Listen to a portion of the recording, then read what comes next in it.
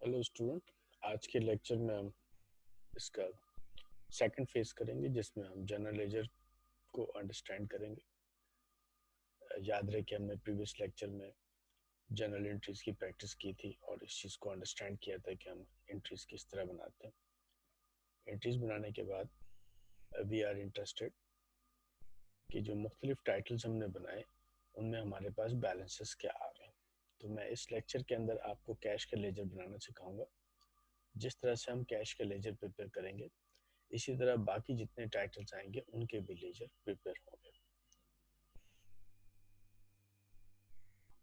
जब आपने लेजर्स पर आना है तो आपने सबसे पहले जनरल में देखना है कि कैश फर्स्ट एंट्री में डेबिट में आ रहा है, लेकिन सेकंड एंट्री में कैश आपके पास क्रेडिट में जा रहा है। इसी तरह थर्ड एंट्री में भी कैश आपके पास क्रेडिट में जा रहा है। यहाँ भी क्रेडिट में है, इसके बाद भी क्रेडिट के अंदर है, लेकिन देखिए सेवंथ एंट्री के अंदर कैश आपके पास डेबिट में जा रहा है। तो कैश जब आप डेबिट करते हैं तो उसका मतलब होता है कि ये कैश बिजनेस ने रिसीव किया, और जब आप कैश को क्रेडिट करते हैं तो उसका मतलब ये बिजनेस ने इतनी कैश की पेमेंट की है। तो आप मंथ एंड के ऊपर ये जानना चाहते हैं कि आपके पास अब कैश का बैलेंस कितना मौजूद है।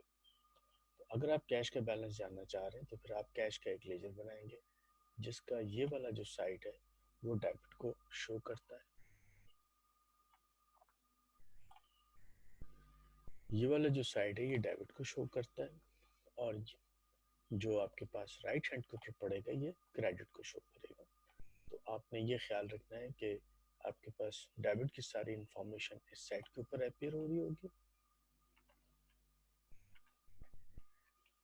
और क्रेडिट की सारी इंफॉर्मेशन आपके पास इस साइड पर अपीयर हो रही होगी।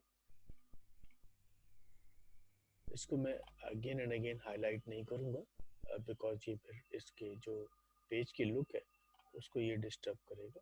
आपने सिर्फ अब यहाँ से देख के ये अंडरस्टैंड करना है कि जब भी आप कोई लेजर बनाएंगे जिसको आप टी अकाउंट भी कहते हैं तो उसमें आपका लेफ्ट साइड जो हमेशा डेबिट को शो करेगा और राइट साइड हमेशा क्रेडिट को शो करेगा। अब आप देखिए फर्स्ट एंट्री के अंदर आपने कैश को डेबिट किया हुआ 50,000 से, तो ये वाली इंफॉर्मेशन मैं यहाँ प्लेस कर दूंगा।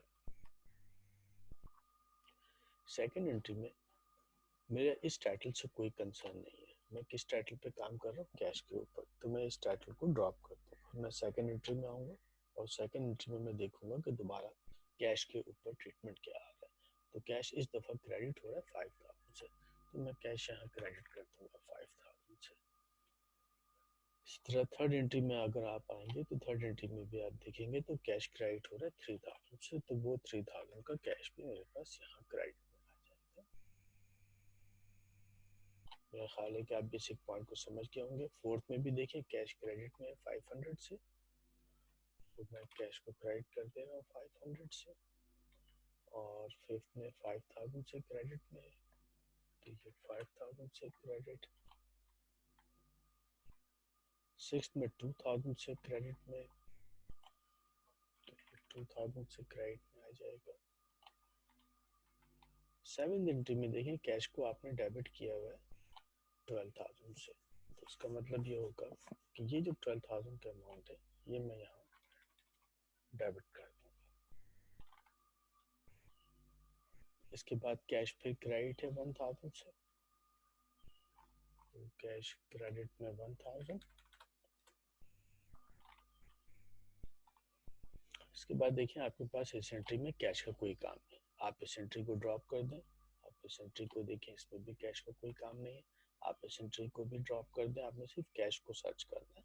अब कैश डेबिट में आ रहा है 15,000 से, तो आप कैश को डेबिट कर देंगे 15,000 से। उसके बाद यहाँ भी देखें कोई कैश नहीं है, कोई कैश नहीं है, लेकिन यहाँ आपने एक्सपेंस की पेमेंट की है 3,000 और 1,500, तो वो मैं 3,000 एंड 1,500 दोनों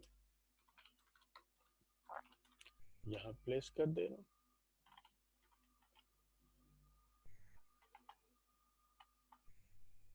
इसके बाद आपके पास कैश डेबिट में आ रहा है 3,500, तो आप कैश डेबिट करते हैं 3,500। कैश क्रेडिट में है 3,000 और डेबिट में है 2,000। 2000 आप डेबिट कर दें और 3000 क्रेडिट कर दें।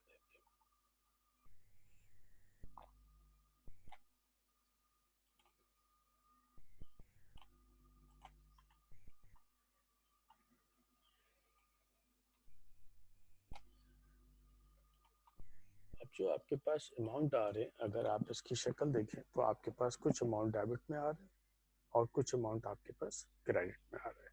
नॉर्मली स्टूडेंट, डेबिट का जो अमाउंट कैश में आता है ये ज़्यादा होता है इन टर्म्स ऑफ अमाउंट, और क्रेडिट का जो अमाउंट है वो उससे कम होता है। तो आपने मंथ एंड पर अगर बैलेंस करना है तो उसकी आपने केयर करनी है कि जो भी अमाउंट आपके पास लेंथ वाइज आता है उसमें एक लाइन छोड़कर आपने यहाँ पे भी डबल लाइन का स्ट्रक्चर जो है वो फॉलो कर लेना।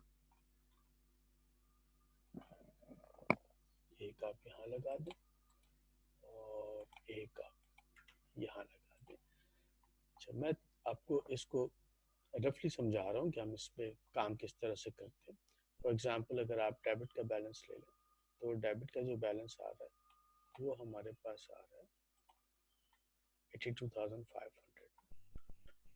क्रेडिट का बैलेंस अगर आप लेंगे, मैं इसको हटाऊंगा, अभी सिर्फ आपको समझाने के लिए दिखा रहा हूँ, तो इसका जो बैलेंस आ रहा है वो आ रहा है 25,500। यानी डेबिट शो कर रहा है कि इतने पैसे आपने रिसीव किए, क्रेडिट शो कर रहा है कि आपने इतनी पेमेंट की। तो मुझे स्टूडेंट इसका यहाँ पे इस तरह बैलेंस नहीं चाहिए, मुझे यहाँ पे भी वो अमाउंट लिखना है जो अमाउंट मेरे पास यहाँ आ रहा है, मुझे बोथ साइड इक्वल करना है। तो हम एक वर्क करते हैं अकाउंटिंग के अंदर, जिसको मैं यहाँ शो कर दे रहा हूँ।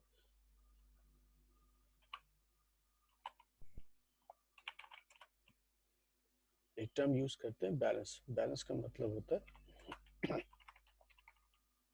We need difference of debit and credit. तो अगर मुझे डेबिट और क्रेडिट का डिफरेंस चाहिए तो मैं आपको समझाने के लिए यहाँ से ये अमाउंट उठा रहा हूँ।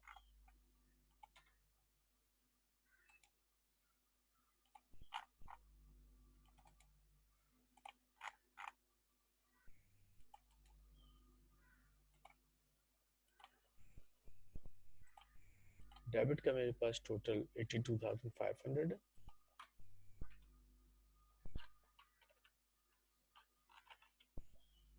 और क्रेडिट का जो टोटल आ रहा है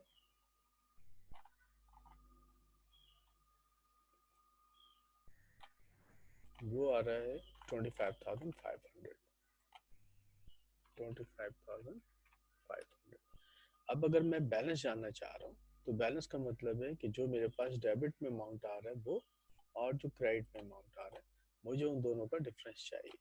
तो स्टूडेंट हम डिफरेंस कैसे निकालेंगे? Yes, you are right. हमने डेबिट में से क्रेडिट के अमाउंट को माइनस कर देना है। ये डिफरेंस आ रहा है 57,000 का। स्टूडेंट, ये जो डिफरेंस आ रहा है इसको गौर से देखिएगा। डेबिट का अमाउंट टोटल कितना है? 82,500 और क्रेडिट का अमाउंट कितना है? 25,500। तो जिस साइड का अमाउंट ज़्यादा होता है ये वो बैलेंस कहलाता है। यानी अगर डेबिट का अमाउंट ज़्यादा है तो ये डेबिट बैलेंस कहलाता है, और अगर क्रेडिट ज़्यादा हो तो ये क्रेडिट का बैलेंस कहलाता है।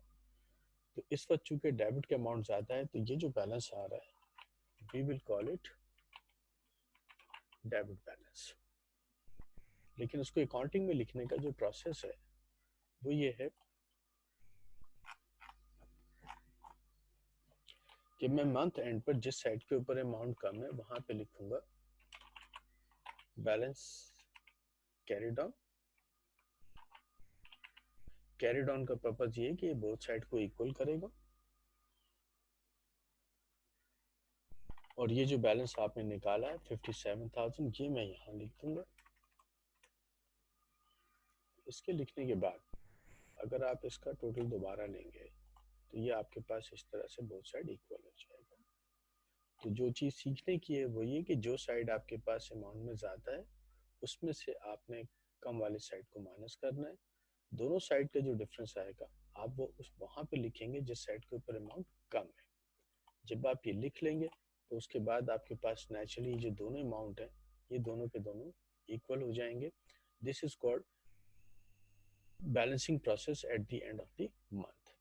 अब चूंकि आपके पास डेबिट में अमाउंट ज़्यादा था, तो आप इसी कैरिड ऑन अमाउंट को दोबारा यहाँ पर डेबिट साइड के ऊपर वापस ले आते हैं, और अब आप इसको नाम दे देते हैं बैलेंस ब्रॉट डाउन। ये नेक्स्ट मंथ की ओपनिंग बन जाता है, और यहाँ से ये अमाउंट आपका कैरी हो जाता है।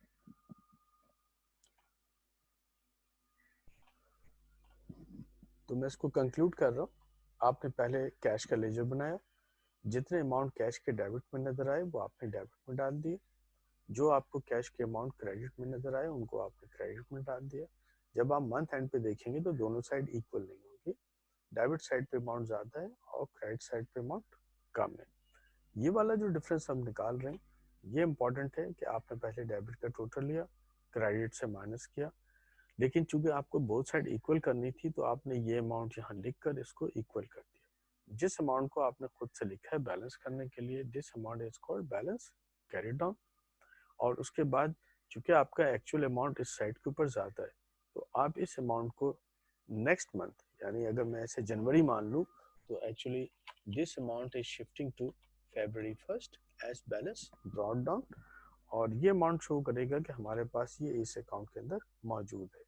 आपने इसी तरह से बाकी तमाम लेजर की भी प्रैक्टिस करनी है। तो मैं आपको नेक्स्ट लेक्चर के अंदर 2-4 लेजर्स और बना के चेक कराऊंगा कि आप किस तरह से लेजर्स को और अंडरस्टैंड करते हैं।